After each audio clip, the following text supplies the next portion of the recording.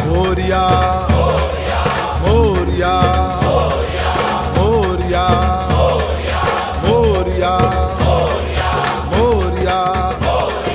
मोरया मोरया मोरया मोरया बाप्पा.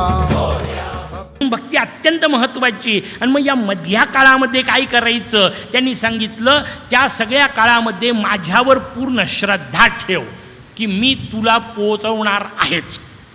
गती कमी जास्ती असेल, वेळ कमी जास्ती असू शकेल, पण तू माझ्यापर्यंत येशील याच्यावर श्रद्धा असली पाहिजे. आणि मग परवा आपण जे सांगितले की 6 प्रकारची संपत्ती, त्या संपत्तीमध्ये श्रद्धेला संपत्ती म्हटलं. शम म्हणजे मनावर नियंत्रण, दम म्हणजे इंद्रियांवर नियंत्रण, उपरती भगवंताबद्दल प्रेम असलं पाहिजे, त्याच्याशिवाय नाही पोचू शकत. इच्छा नुसती बाकी कोणीतरी म्हटलं म्हणून नाही, मला प्रेम वाटलं पाहिजे मगच कार्य खरं होईल. उपरती तितिक्षा, तितिक्षा याचा अर्थ जे जसं आहे ते तसं सहन करत राहायचं.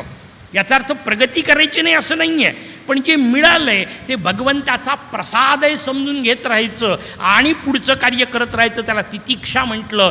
पुढची संपत्ती सांगितली आहे श्रद्धा. श्रद्धा याचा अर्थ जोपर्यंत भगवंतापर्यंत पोचत नाही तोपर्यंत गणेश गीतेवर विश्वासच ठेवायचा.